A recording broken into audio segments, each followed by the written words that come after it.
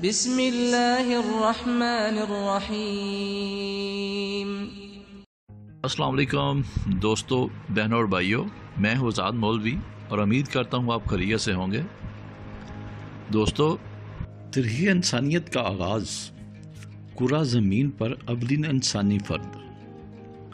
آدم کی تخلیق ہے۔ روئے زمین پر بسنے والے تمام انسانوں کے اس جدا آلہ کی تخلیق کب، کہاں اور کیسے ہوئی،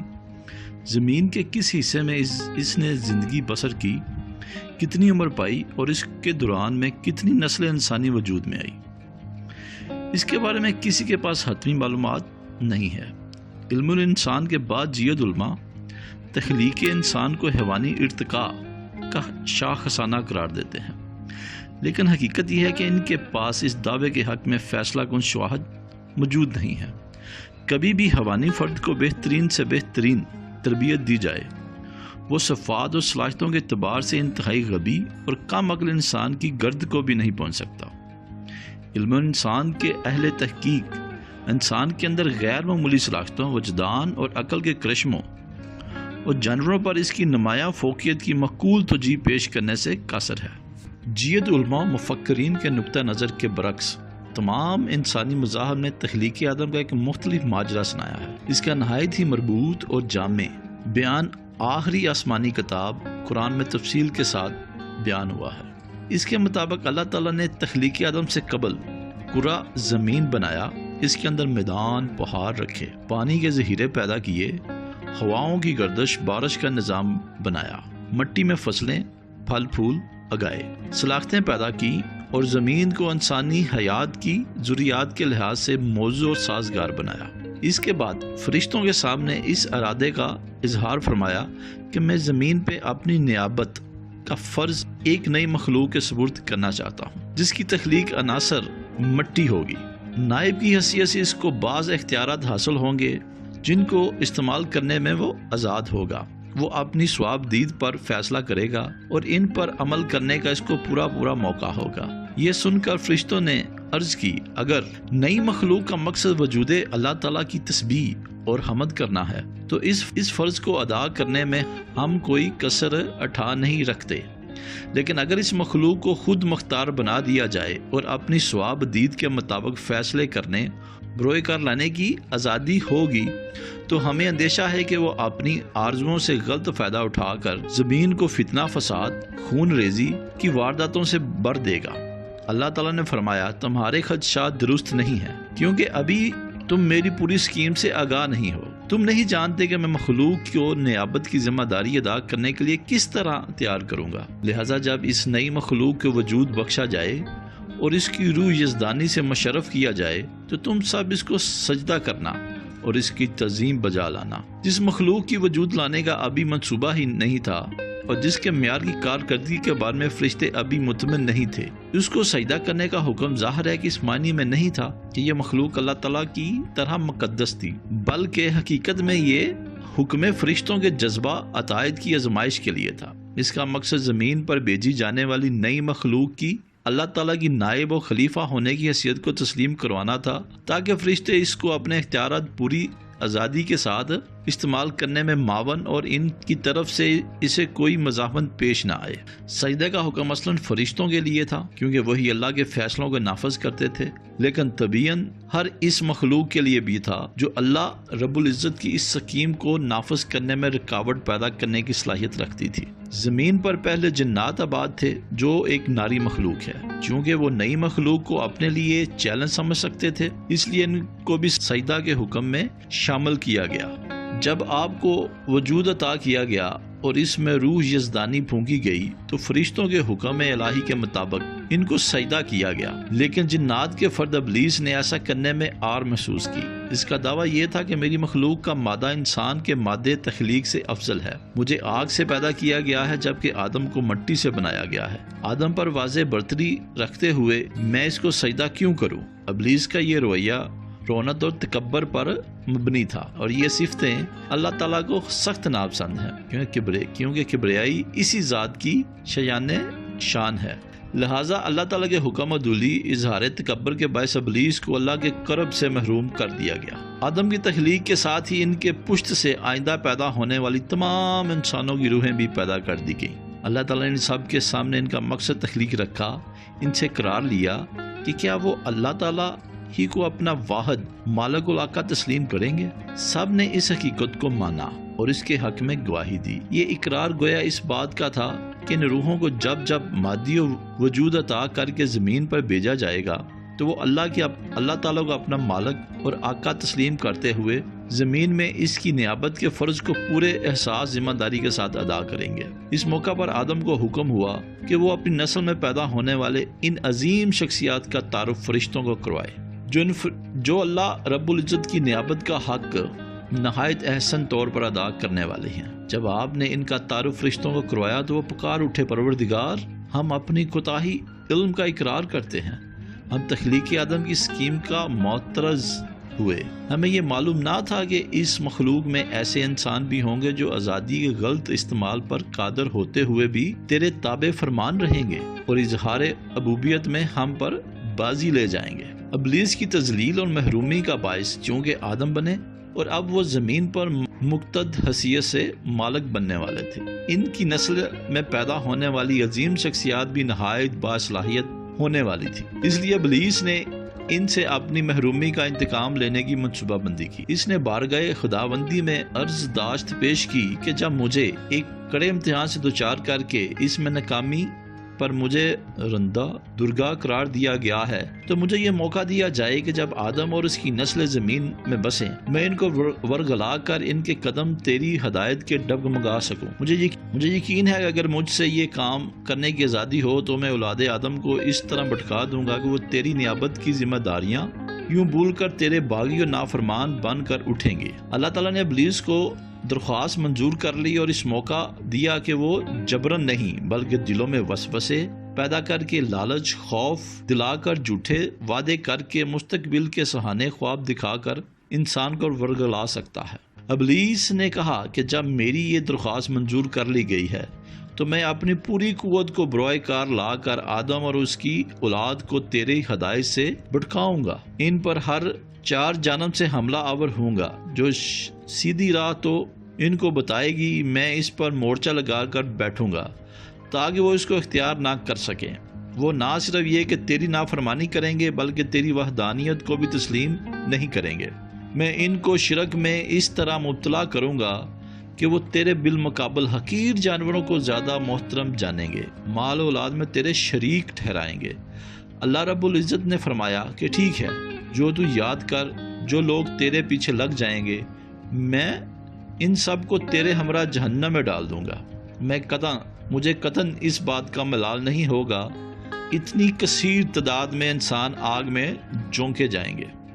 لیکن میرے فرض شناس بندوں پر تیرا کوئی دو کامیاب نہیں ہوگا اور میری عطایت کی راہ نہیں چھوڑیں گے، برگزیدہ بندوں کی حیثیت سے نعمتوں کے باغوں میں داخل ہوں گے۔ اللہ تعالیٰ نے آدم کی رفاقت کے لیے ان کی بیوی ہوا پیدا کی اور ان دونوں کو جنت کی سکونت اختیار کرنے کا حکم دیا اور وہ اس میں ہنسی خوشی رہنے لگے۔ جنت کی ہر نعمت ان کی دسترس میں تھی اور وہ ان سے بھرپور فائدہ اٹھا سکتے تھے۔ ان پر کسی طرح کی قدغن نہیں لگائی گئی، صرف ایک درخت ایسا تھا جس کا پھل کھانے سے ان کو منع کیا گیا اور ان پر یہ بات واضح کر دی گئی کہ پوری جنت میں گھومنے پھرنے اور اس فائدہ اٹھانے میں بالکل آزاد ہیں، لیکن اس خاص درخت کے قریب بھی نہ جائیے ورنہ نقصان اٹھائیں گے۔ ادھر ابلیس آدم سے دشمنی کی آگ میں جل رہا تھا، وہ اس طاق میں رہا کہ آدم اور حوا کو کس طرح رب کی نظروں سے گرائے۔ اپنے کھلے عزم اور اعلان کے مطابق اس نے اپنے دو انہیں پر آزمانے کا فیصلہ کیا۔ وہ چاہتا تھا کہ یہ دونوں حکم عدولی کے مرتکب ہوں اور اس مقصد کے لیے اس نے خاص درخت کا پھل نہ کھانے کے واحد حکم ہی کو استعمال کرنے کا فیصلہ کیا۔ اس نے آدم اور حوا سے مل کر ان کو اس درخت کی جھوٹی خوبیاں بیان کی۔ اس نے بتایا کہ جو شخص اس درخت کا پھل کھائے وہ اپنے مرتبہ بلند کر سکتا ہے اور فرشتوں میں شامل ہونے کا اہل ہو جاتا ہے، نیز پھل کھانے کے نتیجے میں اس کو دائمی زندگی حاصل ہو جاتی ہے۔ یہ باتیں دل کو بھانے والی تھی۔ آدم کی خواہش ہوئی کہ وہ پھل کھا کر اپنا مرتبہ بلند کر کے فرشتوں میں شامل ہو جائے، لیکن اس میں اللہ کے حکم کی نافرمانی کرنی پڑتی تھی۔ اس لیے وہ حکم عدولی کی جسارت نہ کرتے۔ ابلیس ان کی ذہنی کیفیت سے بالکل مایوس ہوا، بلکہ اپنی چکنی چپڑی باتوں سے آدم اور حوا کو قائل کرنے کی کوشش کرتا رہا۔ جب اس کی یہ کوششیں برابر نہ ہوئیں تو اس نے قسمیں کھا کھا کر ان کو یقین دلایا کہ وہ ان کا خیر خواہ ہے، اور اسی جذبہ کے تحت ان کی بہتری کے لیے یہ مشورے دے رہا ہے۔ غیر معمولی ترغیب تصریح کے نتیجے میں بالآخر آدم اور حوا اپنے مرتبہ بلند کرنے اور لازوال زندگی پانے کی آرزو کے حکم عدولی کے مرتکب ہو گئے اور شجرہ ممنوعہ کا پھل کھا لیا۔ یوں ابلیس کے پے در پے کوشش رنگ لے آئی اور بدی یہی حیثیت آدم اور حوا کے فریب میں کامیاب ہو گئی۔ اسی طرح آدم ابتدائی امتحان میں کامیاب ہو گیا۔ رب کی حکم عدولی کا فوری نتیجہ یہ سامنے آیا کہ آدم کے لباس سے محروم کر دیے گئے اور میاں بیوی کو اپنے سطر چھپانے کے لیے جسم پر درختوں کے پتے جمانے پڑے۔ اب ان کی آنکھیں کھلی اور معلوم ہوا کہ ابلیس نے ان کو چکما دے کر اللہ کے حکم کی خلاف ورزی پر آمادہ کیا ہے اور اس طرح ان کو جنت کے باغوں سے محروم کر دیا ہے۔ اب وہ اپنے کیے ہوئے پر سخت نادم ہوئے۔ کچھ سمجھ میں نہیں آتا تھا کہ وہ اپنی غلطیوں کی تلافی کس طرح کرے۔ وہ احساس ندامت کے ساتھ رب ہی کی طرف متوجہ ہوئے تو اس نے ان کی قلبی کیفیت کے مطابق دعا کے یہ الفاظ ان کی زبان پر جاری کر دیے: اے ہمارے رب، ہم تیرے حکم عدولی کر کے اپنی جانوروں پر ظلم ڈایا ہے۔ اگر تو نے ہمیں نہ بخشا اور ہم پر ترس نہ کھایا تو ہم بڑے نقصان سے دوچار ہو چکے ہیں۔ اللہ تعالیٰ بندے کی طرف سے تقصیر کے اعتراف اور ندامت کی آنسو کو بڑی قدر کی نگاہ سے دیکھتا ہے۔ جب بندہ گناہ کے ارتکاب کے فوراً بعد تائب ہو کر بخشش کا طلبگار ہوتا ہے تو وہ اس کی تقصیر کو معاف فرما دیتا ہے۔ چنانچہ آدم اور حوا کی دعا قبول ہوئی اور ان کی غلطی معاف کر دی گئی، لیکن آئندہ کے لیے ان کا مسکن زمین کو قرار دے دیا گیا۔ آدم کی کمزوری، عزم اور حوصلہ کی کمی اور دوسری طرف ابلیس کی مکاری کے پیش نظر اللہ نے ان سے فرمایا کہ میں آئندہ زندگی میں وقتاً فوقتاً ہدایت تمہاری اور تمہاری نسل کی رہنمائی کے لیے نازل کرتا رہوں گا۔ تمہارا ہر فرد اس کی روشنی میں زندگی گزارے گا تاکہ اللہ رب العزت کی خلافت نیابت کی ذمہ داری کا حق ادا کر سکے۔ ہر فرد کے لیے ایک متعین عرصہ حیات ہوگا جس کے دوران اللہ تعالیٰ اس کو آزمائش میں ڈال کر دیکھیں گے کہ وہ کیا عمل کرتا ہے، خلافت کی ذمہ داری سے کیسے عہدہ برا ہوتا ہے۔ اس دوران میں وہ ابلیسی قوتوں کا مقابلہ کرتے ہوئے اپنے عمل سے جنت کا استحقاق ثابت کرے گا اور اس امتحان میں سرخرو ہو کر اللہ تعالیٰ کے فضل و کرم سے ہمیشہ کے لیے شاد کام ہوگا۔ لیکن اب وہ ابلیسی قوتوں کا مقابلہ نہ کر سکا اور یہ قوتیں اس کو چکمہ دے کر پھر رب کی نافرمانی پر آمادہ کرنے میں کامیاب ہو گئیں تو وہ اللہ کے فضل و کرم سے محروم اور اس کی تجویز کردہ سزا بھگتنے پر مجبور ہوگا۔ زمین پر آدم حوا کی سکونیت کے اس حکم سے گویا اس اسکیم کا عمل نافذ شروع ہو گیا جس کے لیے آدم کی تخلیق ہوئی تھی، اور اس رب الکریم کی نیابت کی ذمہ داریوں کا کرہ ارض پر ادا کرنا تھی۔ دوستو، اب یہاں ایک سوال پیدا ہوتا ہے کہ اگر خلافت کی اسکیم کا آغاز زمین پر سکونت کے حکم سے ہوا تو اس سے پہلا آدم جنت میں رکھنے کا مقصد کیا تھا؟ غور کرنے سے معلوم ہوتا ہے کہ آدم اس کے منصب خلافت پر فائز کرنے سے پہلے جنت میں رکھ کر بعض حقائق کا دراک کرانا مقصود تھا اور ان کو ایک تجربہ سے گزار کر رب کی نیابت کی ذمہ داریوں کی نوعیت سے آگاہ کرنا ہے۔ ابلیس کو دی گئی مہلت کے مضرات انسان کے ساتھ اس کی دشمنی کی سنگینی اور اس کے نتائج سے خبردار کرنا پیش نظر تھا۔ یہ ایک تربیتی پروگرام تھا جس سے آدم پر کئی حقیقتیں کھل گئیں۔ آدم اولاً پہلی بات تو یہ کہ ان کے خلیفہ کی حیثیت سے کچھ احکام دیے جائیں گے اور کچھ چیزیں ان کے لیے ممنوع قرار دی جائیں گی۔ رب کی وفاداری کا تقاضا یہ ہوگا کہ اس کی ہدایت پر منو ان عمل کیا جائے گا۔ جن باتوں پر اس نے ممنوع قرار دیا ان کے قریب نہ بھٹکا جائے گا اور تمام معلومات رب کی مرضی سے پوری کرنے کی پوری کوشش کی جائے گی۔ دوسری بات یہ کہ ابلیس نے جو مہلت عمل حاصل کی ہے وہ آدم اور اولاد آدم کی بدخواہی، اناد اور دشمنی کے باعث حاصل کی ہے۔ لہذا اس کا انسان سے تعلق تعاون اور دوستی خیر خواہی کا نہیں ہوگا، اگرچہ وہ اپنی مقصد براری کے لیے وقتاً طور پر ہمدردی اور خیر خواہی کا ڈرامہ رچائے گا، اور وہ ایک ناسخ اور مشفق لباس ڈرامہ رچائے گا، لیکن اس لبادے کے اندر وہ ناسخ لبادہ اوڑھے گا، لیکن اس لبادے کے اندر ایک مکار دشمن چھپا ہوگا جس کو پہچاننا اور اس کے مکر و فریب سے بچنا اولاد آدم کی ذمہ داری ہوگی۔ تیسری بات یہ کہ اس کے کرندے ہر دور میں اس کوشش میں رہیں گے کہ وہ اولاد آدم کو رب کی ہدایت پر عمل سے روکنے کے لیے لالچ، ہرس، اندیشہ ہائے، دور دراز جھوٹے وعدے، فریب، پروپیگنڈا،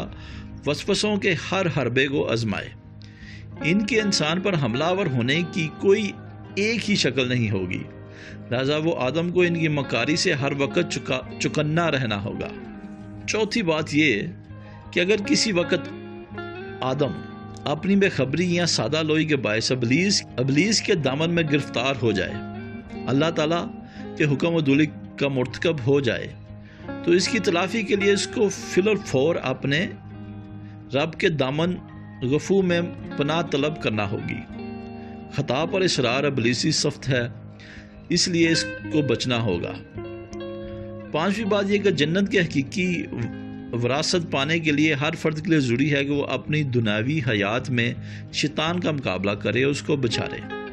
اور اگر شیطان اس کو بچارنے میں کامیاب رہا تو وہ خلافت کی ذمہ داریاں کے ادا کرنے میں ناکام سمجھا جائے گا اور اس کی سزا بھگتنا ہوگی۔ جی تو دوستو، یہ بات بالکل واضح اور ابدی ہے کہ انسان اللہ کی خلافت نیابت کے فرائض اس وقت ادا کر سکتا ہے جب یہ بات اسے اچھی طرح روشن ہو کہ خدا کی مرضیات کیا ہیں، وہ کس چیز کو پسند کرتا ہے اور کس چیز کو ناپسند کرتا ہے، اس کی خوشنودگی کیسے حاصل کی جائے گی۔ لہٰذا منصب خلافت کا تقاضا یہ تھا کہ اللہ تعالیٰ انسان کو اس کی ذمہ داریوں سے آگاہ کرنے کے لیے ان کے علم کا اہتمام کرے، اور اگر اس کی عطا کردہ ہدایت کبھی ذہنوں سے محو ہونے لگے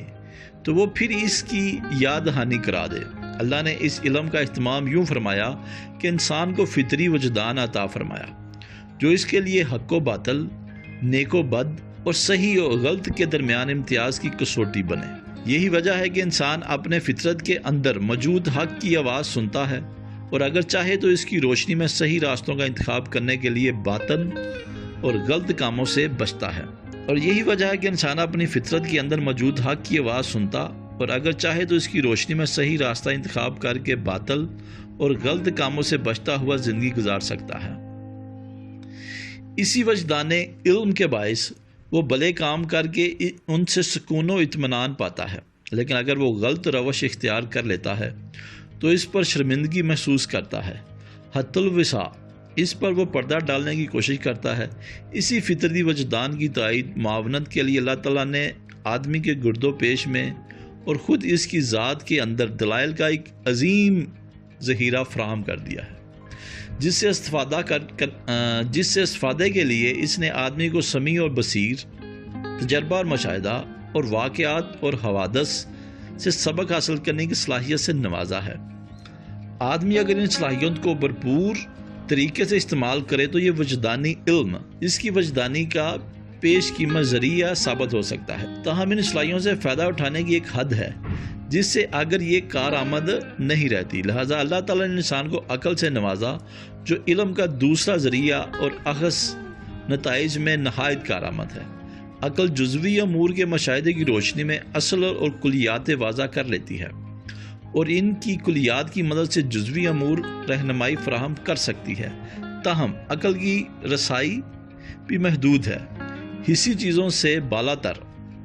امور پوری طرح اس کی گرفت میں نہیں آ سکتے، نیز اس کے فیصلے جذبات اور وسوسوں کی زد میں رہتے ہیں۔ بعض اوقات یہ غلط فیصلے بھی کر دیتی ہے، اور وجوہ کی بنا پر اللہ تعالیٰ نے انسان کو محض وجدان اور عقل کی رہنمائی حاصل کرنے کے لیے نہیں چھوڑا، بلکہ اپنی ہدایت ٹھیک طور پر انسان تک پہنچانے کا سامان کیا ہے۔ اس مقصد کے لیے اس نے وحی کا ذریعہ علم اختیار کیا جو ان کمزوریوں سے پاک ہے جو وجدان اور عقل میں پائی جاتی ہیں۔ جب آدمی راہ راست پر ہوتا ہے تو وجدان، عقل اور وحی تینوں میں ہم آہنگی اور موافقت پائی جاتی ہے۔ انسانیت کی رہنمائی کا یہ ہمہ پہلو اہتمام ہی کی وہ چیز ہے جس کی بنیاد پر اللہ تعالیٰ نے فرشتوں سے سوال کے جواب میں فرمایا کہ میں انسان کی ہدایت رہنمائی کا ایسا نظام کروں گا کہ میرے بندے میری مرضی کے مطابق کام کرنا چاہیں گے تو ان کے لیے کوئی رکاوٹ نہیں ہوگی، اور وہ شیطان کے ہتھ کنڈوں سے اپنے آپ کو بچا لے جائیں گے۔ رہے وہ لوگ جو ہدایت کے نظر انداز کر دیں گے اور شیطان ان کو مغلوب کرنے میں کامیاب ہو جائے گا۔ جی تو دوستو، انسان کو ذریعہ علم عطا کر دینے کے بعد اور زمین پر اس کی قیام کو ایک امتحان قرار دینے کے بعد یہ بات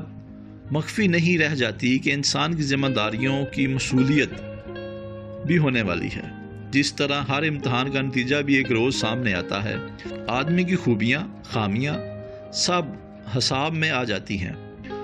اور انجام کار اس کی مجموعی کارکردگی کی روشنی میں اس کامیاب ناکام قرار دے دیا جاتا ہے۔ اس طرح لازم ہے کہ اللہ تعالیٰ ایک ایسا دن لائے جس میں یہ ہر شخص کی وفاداری، شعری،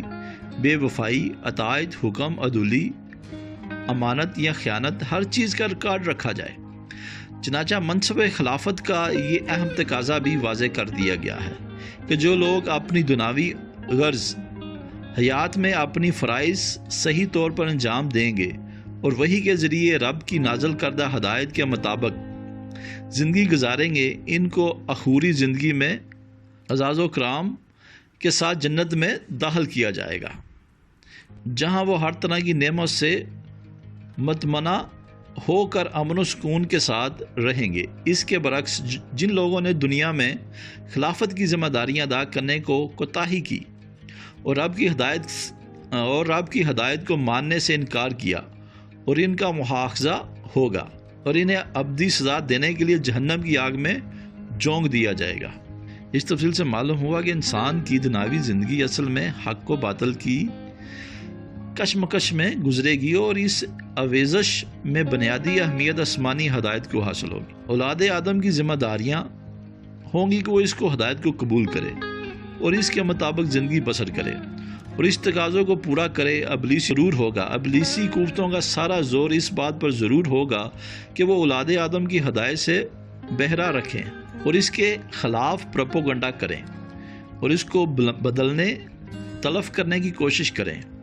اس پر عمل کرنے والوں کو اور اس پر عمل کرنے والے کی راہ میں رکاوٹیں کھڑی کریں اور اس کو پریشان کریں، اور اگر کوئی شخص اس کے علمدار بن کر سامنے آئے تو اس کو جھوٹا ثابت کرے اور اس کو شکست دے۔ آج یہاں تک ہی، انشاءاللہ پھر ایک نئی ویڈیو کے ساتھ ایک نئے موضوع کے ساتھ حاضر ہوں گے۔ تب تک لیے اجازت دیں۔ اللہ حافظ۔